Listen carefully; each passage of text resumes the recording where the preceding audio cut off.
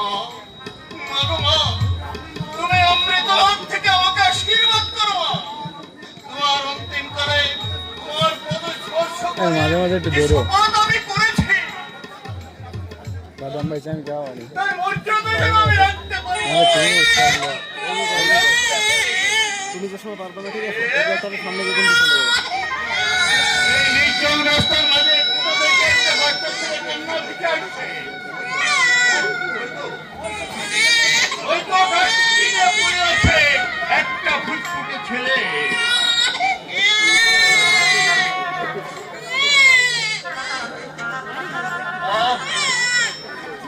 এই বেচারাকে কি আমি বুকের মাঝে তুলে নেব? না না, আদর স্নেহে শিক্ষায় দীক্ষায় একে আমি মানুষের মতো মানুষ করে গড়ে তুলবো, মানুষ করে গড়ে তুলবো। মানুষ হবে হ্যাঁ, আর হয় তার বিপরীত। তা না হলে কেন আমার আপনি হতভাগে এক সব যাত্রী কিছুক্ষণ আগে আমার গর্ভধারিণী মাকে ওই শ্মশানে দাহ করে তার এক মুখ ছিটিয়ে আমি বাড়ি ফিরছিলাম। কিন্তু আপনার বুকের মাঝে জড়িয়ে ধরা এই শিশুটা তাদের আমি জানি না, কোথায় পেলেন? ওই ডাস্টবিনে পড়া কাজ ছিল, তাই আমি বুকে তুলে নিয়েছি। সেই চোখ, সেই মুখ, সেই চেনা জানা কাপড়ে জড়ানো এক ভাগাতিনি হয়ে এক নারী ছিল ধর। আপনি আপনি এই বাচ্চাটার দিকে অবাক দৃষ্টিতে রাখিয়ে কি ভাবছেন? ভাবছি ভগবানের কি নিষ্ঠুর পরিহাস, কার ইঙ্গিতে একজনের বুকের মানিক আর একজনের বুকে সেই শোভা পাচ্ছি। দয়া করে আপনি ওকে নিয়ে যান। আমার মন বলছি আপনার হৃদয় দিয়া এক দয়াময় আছে, আপনি আপনি ঠিক ওকে মানুষ করতে পারবেন। সে চেষ্টার আমি ত্রুটি করবো না, কিন্তু তুমি কে তা তো বললে না। আমার নাম গগরা। পূর্ব বাংলাদেশে একটা কায়স্থ পরিবারে আমার জন্ম, কিন্তু আজ শেষের ঠিকানা বংশ পরিচয় আজ অবিচারের চূড়া বালিতে ঢাকা পড়ে গেছে। তোমার যদি আপত্তি না থাকে তাহলে তোমার অজানা জীবন কাহিনী তুমি আমাকে বলতে পারো। শুনবি? হ্যাঁ বলো। বেশ শুনুন তবে। যশোর শহরের বুকে আমাদের একটা বিরাট বাড়ি ছিল, বিপুল সম্পত্তি ছিল, আর বাড়িতে ছিল আমার বাবা মা, একমাত্র বোন আমার একটা ছোট বোন।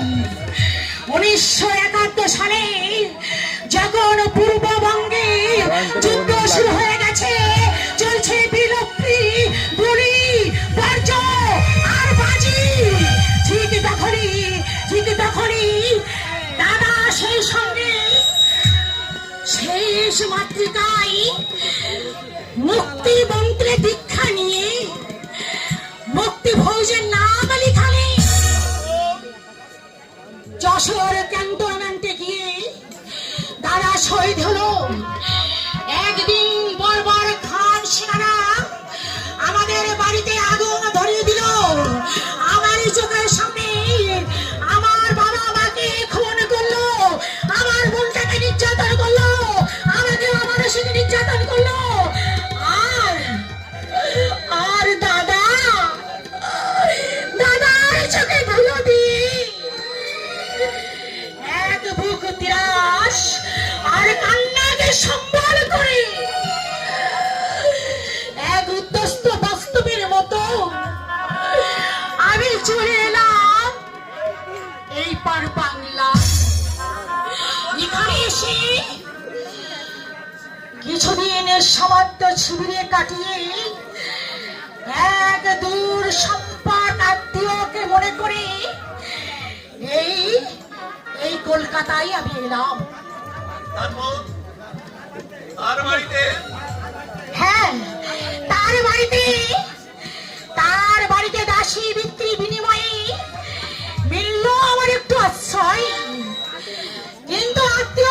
দাস পাড়া সেই শয়তানকে আমি চিনতে পারিনি।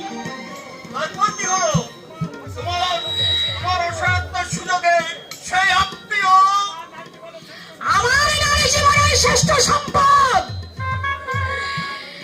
সে তখন খাবার হাত বাড়িয়ে দিল আমার উপর, একটু একটু করে নির্যাতন শুরু করলো। আমার সেই নির্যাতন আমি সহ্য করতে না পারি আমি আমি নিজের ঠিকানা খুঁজছি,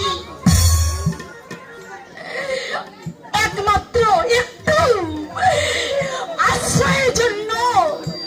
আমি তোমাকে আশ্রয় দেব। তুমি যাবে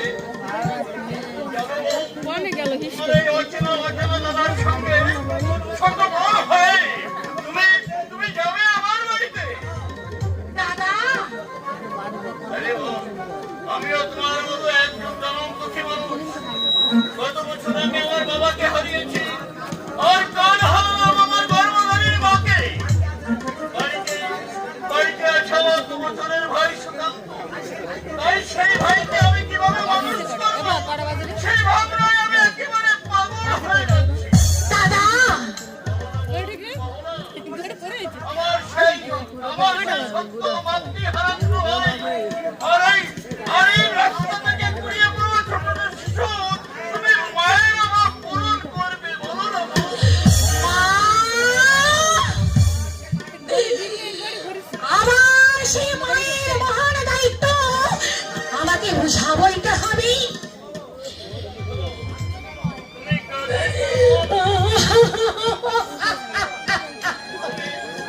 তুমি আমাকে বিশ্বাস করো, তুমি করবে না। তোমার সঙ্গে আমার কোনো আত্মীয়তার সম্পর্ক না থাকলেও আমি কখনো তোমাকে সম্মান করবো না। বলো বোন, দাদা,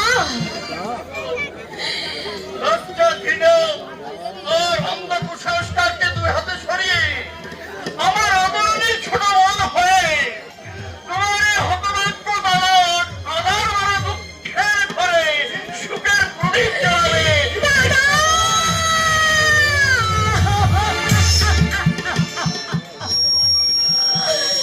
যাবো যাবো দাদা, যাবো। শুধু বিশ্বাসকে সম্মান করে এক বিন্দু স্নেহের টাঙাল হয়ে একটু সুখের আশায় আমি আপনার ঘরে যাব দাদা, আমি আপনার ঘরে যাব।